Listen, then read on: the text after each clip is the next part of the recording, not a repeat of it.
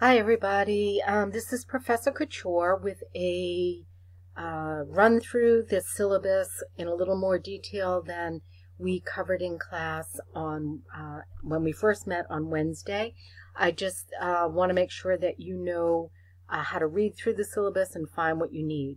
So as I mentioned, this is a very comprehensive document, which is not only our game plan or our roadmap for where we're going in this course, but it includes important information on policies that you need to be aware of, as well as a bunch of resources to help you be successful in this course.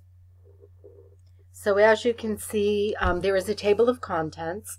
It is hyperlinked, so anything that you are looking for, you might find it more convenient to look in the table of contents and then go from there.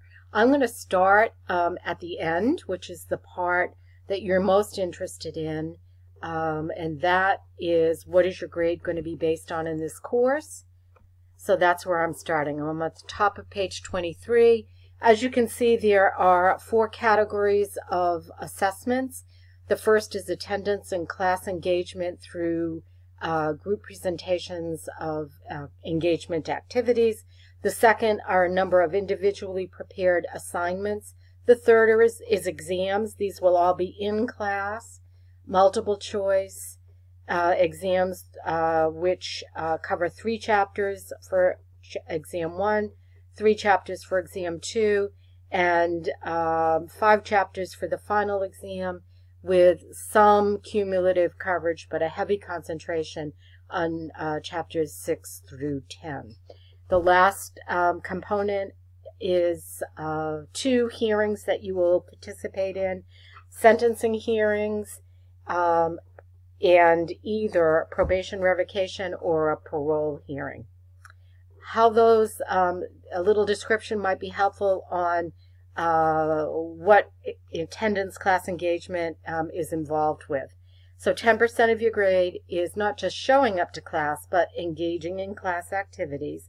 And in order to empower you to do that in a more focused way, you will see, and I will show you shortly, that for each class meeting, each group is assigned 1 or 2 class engagement activities. In order to find what group you are in, please go to the Blackboard site. In the course menu, which runs along the left-hand margin, click on the Groups tab, and you should see what group you are part of and the other members of your group. You'll be reaching out to them and making your first introduction when you complete your Flipgrid assignment. And again, when we move a little bit further on, I'll be talking about those early assignments. Each group is going to be called upon to present class engagement activities in each class meeting, at least up through the early part of October. I will be evaluating how effective this is and making a determination of whether to modify or continue on change this approach to encouraging active class participation, and I'll keep you posted on that. To know what you're expected to do and how it's going to, what I'm expecting you to do is perhaps best understood by reading the instructions for class engagement, which you can find in which you will find in the assignments, graded assignments in this course folder. And there is a class engagement item included in that. If you have trouble finding it, let me know. I'm also going to print that out and speak about it briefly in class. If your group is able, either individually or collectively, to substantially complete and provide accurate information on your assigned class engagement activity, all members in your group will receive credit. It's so provided they are in class, and further provided that if there is a member of your group who is not contributing, I would ask that as a matter of fairness to other members of the group, or if you have a concern, to let me know if there's a member of your group that is not participating, or at least is not meaningfully participating, so that I can address that with that individual. Any student who is absent from class receives no credit, obviously, for the class engagement activity for that day. Absences from class do count and will be factored into that 10% of your grade, which is attendance and class engagement. First absence, no penalty. This class meets 3 days a week. Your first absence will drop the maximum score that you can earn in class attendance and engagement activities to 90. The third absence drops it to an 80, the fourth absence to a 60, and 5 or more absence would drop that part of your grade, again 10% of your grade, to 0. Please note, however, if there are extenuating circumstances that you need to discuss with me, to give me some perspective, to evaluate whether or not I need to adjust this policy in fairness to you under those circumstances, please don't hesitate and reach out to me. Preparing for group work, there are some guidelines that are located in the graded items in this course learning module, and I'll direct your attention to that when we see each other in class next time. Okay, let's see. Assignments. There are 6 assignments that you're going to complete individually, 3 exams, and those mock hearings. Moving to the course schedule, this tells you what is due and when it's due. The left-hand column is the course meeting date. The middle column is what we're covering that day or plan to cover, and the far right column is what you need to do to be prepared for class that day. Always, for every class, you're expected to read the textbook and the discussion and review activities that are included in the chapter lecture notes provided for each chapter. You need to be prepared to present your class engagement activity or contribute to your group's presentation of that activity, and any item that you must prepare individually and submit for individual grading is due on the day that is noted. So what is meant by what is due today? Today is the date in the far left column. So due on Friday the 6th is the first day of class survey. Due on the 9th is the flipped grid introduction. Also due on the 9th, if you're in group A, B, or C, you need to come prepared to present the discussion and review of the James Bowers case. That can be found on slide 32 in the Chapter 1 lecture notes. If you're in group D or E on Monday, September 9th, you need to come to class prepared to contribute with your group to a presentation of a discussion and review of the issues that are presented on slide 33 of the lecture notes for Chapter 1.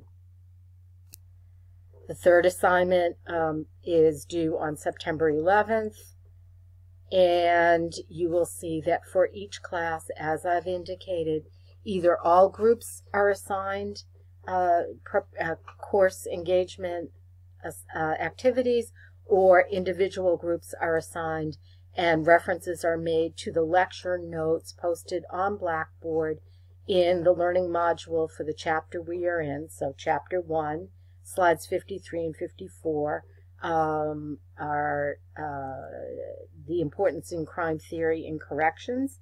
And on September 16th, Group C and D will be presenting information found on slides or prompted by slides 83 and 84 of Chapter 1.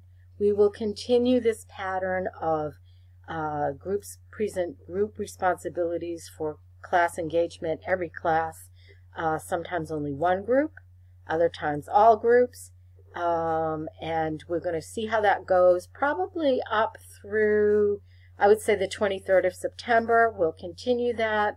I'll be evaluating it and making a decision shortly thereafter, but no later than September 30th, as to how we will proceed.